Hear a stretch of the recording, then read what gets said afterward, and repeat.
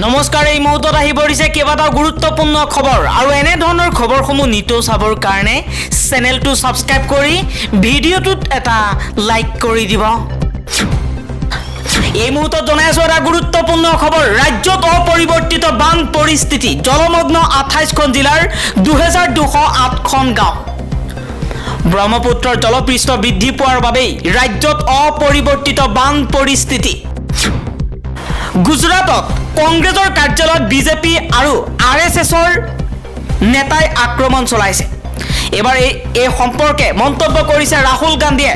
ৰাহুল গান্ধীয়ে কৈছে, গুজৰাট কংগ্ৰেছ কাৰ্যালয়ত বিজেপি আৰু সংঘ পৰিয়ালে কৰা আক্ৰমণে মোৰ কথা সত্য বুলি প্ৰমাণিত কৰিলে। মই পুনৰ কম, এইবাৰ গুজৰাটত ইণ্ডিয়া বিজয়ী হ'ব। প্ৰধানমন্ত্ৰী নৰেন্দ্ৰ মোদীক উদ্দেশ্য কৰি এই মন্তব্য কৰিছে কংগ্ৰেছ নেতা ৰাহুল গান্ধীয়ে। ৰাহুল গান্ধীয়ে কৈছে, অনাগত নিৰ্বাচনত প্ৰধানমন্ত্ৰী মোদীক হেৰুৱাব গুজৰাটৰ পৰা ইণ্ডিয়া এলায়েন্সে। ক্ৰিকেটাৰ ৰিয়ান পৰাগক ষ্টাৰ চিমেণ্টৰ ব্ৰেণ্ড এম্বেচেডৰ হিচাপে নিযুক্তি দিয়া হৈছে। অসমৰ বাবে এটা ভাল খবৰ। অসম সন্তান ৰিয়ান পৰাগে ভাৰতীয় আন্তঃৰাষ্ট্ৰীয় দলত যোগদান কৰাৰ পাছতেই ষ্টাৰ চিমেণ্টৰ ব্ৰেণ্ড এম্বেচেডৰ হিচাপে নিযুক্তি দিয়া হৈছে। মণিপুৰৰ কথা ক'বলৈ বিৰোধীক 2 মিনিট সময় নিদিলে, কিন্তু প্ৰধানমন্ত্ৰীৰ ভাষণ 2 ঘণ্টা ধৰি শুনি থাকিবলগীয়া হ'ল। সদনত প্ৰধানমন্ত্ৰীয়ে মণিপুৰৰ প্ৰতি অতি নিষ্ঠুৰ ব্যৱহাৰ কৰিলে।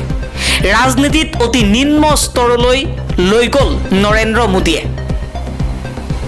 মণিপুৰ সন্দৰ্ভত পুনৰ প্ৰধানমন্ত্ৰী নৰেন্দ্ৰ মোদীক কটাক্ষ আৰু সমালোচনা সাংসদ গৌৰৱ গগৈৰ। গৌৰৱ গগৈয়ে কৈছে, মণিপুৰক কিয় ইমান অৱহেলা কৰে প্ৰধানমন্ত্ৰী মোদীয়ে আৰু বিজেপিয়ে। মণিপুৰত হাজাৰ হাজাৰ মানুহ গৃহহীন, হাজাৰ হাজাৰ মানুহ আতংকিত।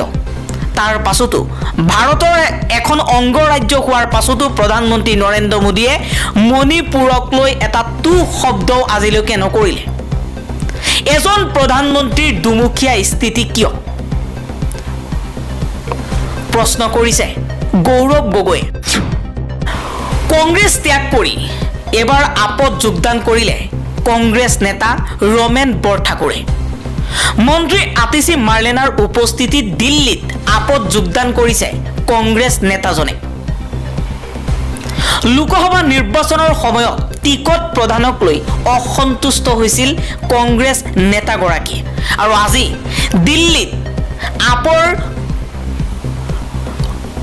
আপৰ মন্ত্ৰী আতিশী মাৰ্লেনাৰ উপস্থিতিত আম আদমি পাৰ্টিত যোগদান কৰিছে।